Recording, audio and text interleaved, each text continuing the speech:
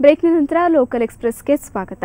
ಒಬ್ಬ ವ್ಯಕ್ತಿ ಅಪ್ಪಪ್ಪ ಅಂದರೆ 5 ರಿಂದ 10 ಇಡ್ಲಿಯನ್ನು ತಿನ್ನಬಹುದು. ಆದರೆ ಇಲ್ಲಿ ಇಡ್ಲಿ ತಿನ್ನುವವರ ದಂಡೇ ಇತ್ತು. ಕೊಡಗಿನ ಮರಗೋಡಿನಲ್ಲಿ ಶ್ರೀಕೃಷ್ಣ ಜನ್ಮಾಷ್ಟಮಿ ಅಂಗವಾಗಿ ಇಡ್ಲಿ ತಿನ್ನೋ ಸ್ಪರ್ಧೆಯನ್ನು ಏರ್ಪಡಿಸಲಾಗಿತ್ತು. ಹಾಗೆಯೇ ಬೆಳಗಾವಿಯಲ್ಲಿ ಕೆಸರುಗದ್ದೆ ಓಟ ಆಯೋಜಿಸಲಾಗಿತ್ತು. ಸ್ಪರ್ಧೆಯ ಝಲಕ್ ಹೇಗಿತ್ತು ಬನ್ನಿ ನೋಡೋಣ.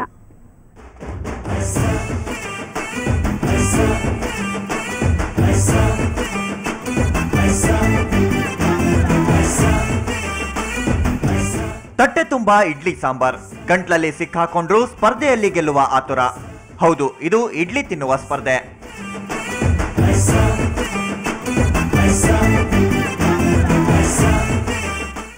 ಕೃಷ್ಣ ಜನ್ಮಾಷ್ಟಮಿ ಅಂಗವಾಗಿ ಪ್ರತಿ ವರ್ಷ ಮರಗೋಡಿನ ಹಾಲು ಉತ್ಪಾದಕರ ಸಂಘ ವಿವಿಧ ಸ್ಪರ್ಧೆಗಳನ್ನು ಏರ್ಪಡಿಸಲಾಗುತ್ತೆ.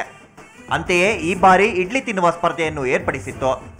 ಪುರುಷರು ಮಹಿಳೆಯರು ಪೈಪೋಟಿಗಿಳಿದು ನಿಮಿಷದಲ್ಲಿ ಇಡ್ಲಿಯನ್ನು ಖಾಲಿ ಮಾಡುವುದನ್ನು ನೋಡುವುದೇ ರೋಮಾಂಚನವಾಗಿತ್ತು.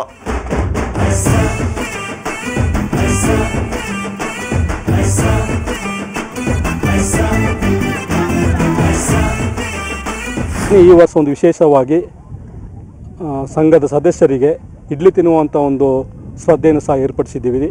ಈ ಒಂದು ಕಾರ್ಯಕ್ರಮಕ್ಕೆ ಸ್ಥಳೀಯರ ಒಂದು ಸಹಕಾರ ಇದರಿಂದ ನಮಗೊಂದು ಸ್ಫೂರ್ತಿ ಸಿಕ್ಕಿದೆ. ಅದರಲ್ಲೂ ಮಹಿಳೆಯರ ವಿಭಾಗದಲ್ಲಿ ತೀವ್ರ ಪೈಪೋಟಿಯೊಂದಿಗೆ 19 ಇಡ್ಲಿ ತಿಂದು ಜಲಜಾಕ್ಷಿ ಎಂಬುವವರು ಜಯಶಾಲಿಯಾದರು. ಇಲ್ಲಿ ಕೃಷ್ಣ ಜನ್ಮಾಷ್ಟಮಿ ವರ್ಷ ಪ್ರತಿ ಚೆನ್ನಾಗಿ ನಡೆಸಿಕೊಂಡು ಸಹ ಬರುತ್ತಾರೆ. ಇಡ್ಲಿ ತಿನ್ನುವ ಸ್ಪರ್ಧೆಯಲ್ಲಿ 19 ಇಡ್ಲಿಯನ್ನು ತಿಂದು ದ್ವಿತೀಯ ಬಹುಮಾನವನ್ನು ಸಹ ಪಡೆದಿರುತ್ತೇನೆ. ಬೆಳಗಾವಿಯಲ್ಲಿ ಕೃಷ್ಣ ಜನ್ಮಾಷ್ಟಮಿ ಅಂಗವಾಗಿ ಕೆಸರುಗದ್ದೆ ಓಟ ಆಯೋಜಿಸಲಾಗಿತ್ತು.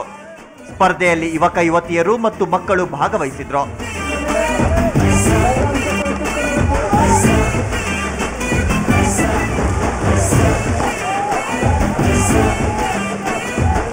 ಇನ್ನು ಕೃಷ್ಣ ಜನ್ಮಾಷ್ಟಮಿ ಹಿನ್ನೆಲೆಯಲ್ಲಿ ಕೃಷ್ಣನ ವೇಷದಲ್ಲಿದ್ದ ಚಿಣ್ಣರು ಮುದ್ದಾಗಿ ಕಾಣಿಸ್ತಾ ಇದ್ರು.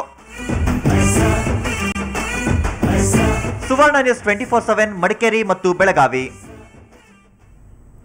ಚಿತ್ರಮಂದಿರಗಳು ಚಲನಚಿತ್ರಗಳನ್ನು ಪ್ರದರ್ಶಿಸೋ ಒಂದು ಭವ್ಯ ಹಾಲ್. ಇದೇ ಚಿತ್ರಮಂದಿರಗಳು ಗ್ರಾಮಾಂತರ ಪ್ರದೇಶಗಳಲ್ಲಿ ಇದ್ರೆ ಟೆಂಟ್ ಅಂತ ಸಾಮಾನ್ಯವಾಗಿ ಕರೆಯೋದು ಇದೆ. ಆದರೆ ಥಿಯೇಟರ್ ಶಾಲೆ ಅನ್ನೋದನ್ನ ಎಲ್ಲಾದರೂ ಕೇಳಿದಿರಾ? ಅಂತಹ ಒಂದು ಶಾಲೆ ಇಲ್ಲಿದೆ ನೋಡಿ.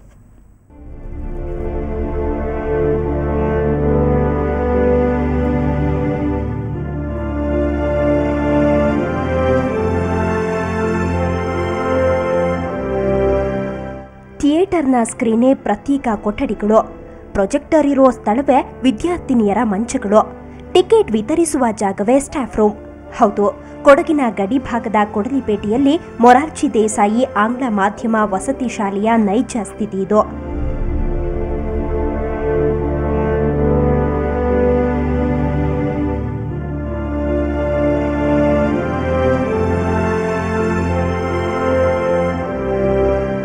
ಕಳೆದ 4 ವರ್ಷಗಳ ಹಿಂದೆ ಆರಂಭವಾದ ಈ ವಸತಿ ಶಾಲೆಯನ್ನ ಖಾಸಗಿ ಕಟ್ಟಡದಲ್ಲಿ ಆರಂಭಿಸುವಂತೆ ಶಿಕ್ಷಣ ಇಲಾಖೆ ಅಧಿಕಾರಿಗಳು ಸೂಚಿಸಿದ್ದರು. ಅದರಂತೆ ಖಾಲಿ ಇದ್ದ ಚಿತ್ರಮಂದಿರದಲ್ಲಿ ಆರಂಭವಾದ ಶಾಲೆಗೆ ಇಂದಿಗೂ ಸ್ವಂತ ಕಟ್ಟಡದ ಭಾಗ್ಯ ದೊರೆತಿಲ್ಲ. ಮತ್ತೆ ವಿದ್ಯಾಭ್ಯಾಸ ಆಗಲಿ, ಊಟದ ವ್ಯವಸ್ಥೆ ಬಗ್ಗೆ ಏನು ಎರಡು ಮಾತಿಲ್ಲ. ನನ್ನ ಮಗನು ಇಲ್ಲಿ ಓದ್ತಾ ಇದ್ದಾನೆ. ಇಲ್ಲಿ ಮಕ್ಕಳಿಗೆ ಒಂದು ಉಳಿಲಿಕ್ಕೆ ಸಪರೇಟ್ ಒಂದು ಕೊಠಡಿಗಳಿಲ್ಲ, ಶಿಕ್ಷಕರಿಗೂ ಇಲ್ಲ, ಆಟದ ಗ್ರೌಂಡ್ ಇಲ್ಲ. ಇಲ್ಲಿ ಏನು ಅಂದ್ರೆ ಮೂಲಭೂತ ಸೌಕರ್ಯದ ಮೊದಲನೇ ಕೊರತೆ. ಇಲ್ಲಿ ಉತ್ತಮ ಶಿಕ್ಷಕರಿದ್ದಾರೆ, ಒಳ್ಳೆಯ ಶಿಕ್ಷಣವೂ ವಿದ್ಯಾರ್ಥಿಗಳಿಗೆ ದೊರೆಯುತ್ತಿದೆ. ಆದರೆ ವಸತಿ ಶಾಲೆಗೆ ಬೇಕಾದ ಅಗತ್ಯ ಸೌಕರ್ಯಗಳಿಲ್ಲ.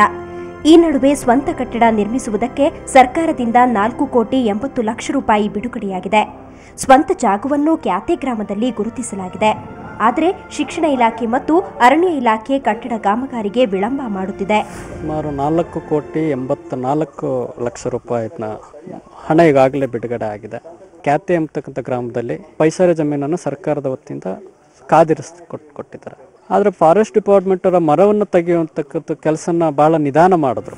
ಒಟ್ಟಿನಲ್ಲಿ ದೇವರು ವರ ಕೊಟ್ಟರು ಪೂಜಾರಿ ಕೊಡೆನೋ ಅನ್ನೋ ಸ್ಥಿತಿ ಈ ಶಾಲೆಯದ್ದು. ಈ ಶಾಲೆಗೆ ಯಾವಾಗ ಮುಕ್ತಿ ದೊರೆಯುತ್ತದೆಯೋ ಕಾದು ನೋಡಬೇಕು. ಗಿರಿಧರ್ ಕೆಕೆ, ಸುವರ್ಣ ನ್ಯೂಸ್ 24/7 ಕೊಡಗು. ರಾಯಚೂರು ಅಂದ್ರೆ ಬಿಸಿಲ ನಾಡು ಅಂತ ಎಲ್ಲರಿಗೂ ಗೊತ್ತು. ಇಲ್ಲಿ ಸದಾ ಭೋರ್ಕರಿಯೋ ಜಲಪಾತ ಇದೆ ಅಂದ್ರೆ ಯಾರು ನಂಬಲ್ಲ. ಆದರೆ ಇಂಥದ್ದೊಂದು ಫಾಲ್ಸ್ ಬಿಸಿಲ ನಾಡಿನಲ್ಲಿದೆ. ಈ ಫಾಲ್ಸ್ ನೋಡೋದ್ರೆ ಮಲೆನಾಡು ನೆನಪಾಗುತ್ತೆ.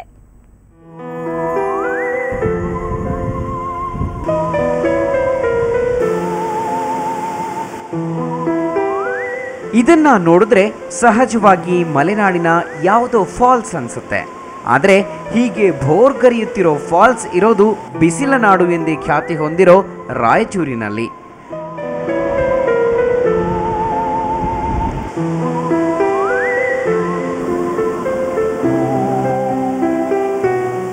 ರಾಯಚೂರು ಜಿಲ್ಲೆ ಲಿಂಗಸ್ಗೂರಿನ ಸುರಪುರಕ್ಕೆ ಹೋಗುವ ಮಾರ್ಗದಲ್ಲಿ ಗುಂಡಲಬಂಡೆ ಹಳ್ಳ ಇದೆ.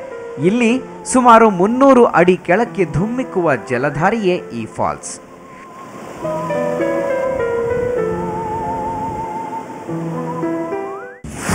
ಗುಂಡ್ಲುಬಂಡೆ ಜಲಪಾತ ಅಂತ ಕಳೆದ 2-3 ವರ್ಷಗಳಿಂದ ಕೆಲ ಸ್ನೇಹಿತರ ಪರಿಚಯದ ಮೇಲೆ ನಾವಿಲ್ಲಿ ಬರ್ತಾ ಇದ್ದೀವಿ. ಬಹುತೇಕವಾಗಿ ಇಂಥ ಹೈದರಾಬಾದ್ ಕರ್ನಾಟಕದಲ್ಲಿ ಈ ರೀತಿಯ ಜಲಪಾತಗಳು ಬಹುತೇಕವಾಗಿ ನಾವು ಎಲ್ಲಿಯೂ ಕಂಡಿಲ್ಲ. ಇದೊಂದು ವಿಶಿಷ್ಟವಾದ ಜಲಪಾತವಿದೆ. ಇದು ಗುಂಡ್ಲುಬಂಡಿ ಫಾಲ್ಸ್ ಅಂತಾರೆ ರೀ. ಇದು ಒಳ್ಳೆಯ ಪ್ಲೇಸ್ ಸರ್.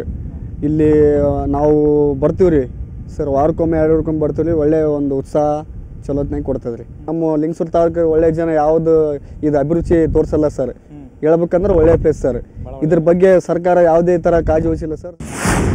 ಈ ಜಲಪಾತಕ್ಕೆ ಹಳ್ಳದ ನೀರು ಹಾಗೂ ಕೃಷ್ಣಾ ನಾಲೆಯ ಹೆಚ್ಚುವರಿ ನೀರೇ ಆಸರೆ.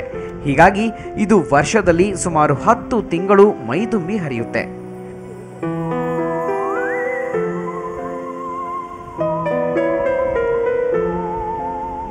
ಗುರುರಾಜ ಹೋಗಾರ್, ಸುವರ್ಣ ನ್ಯೂಸ್ 24/7, ರಾಯಚೂರು.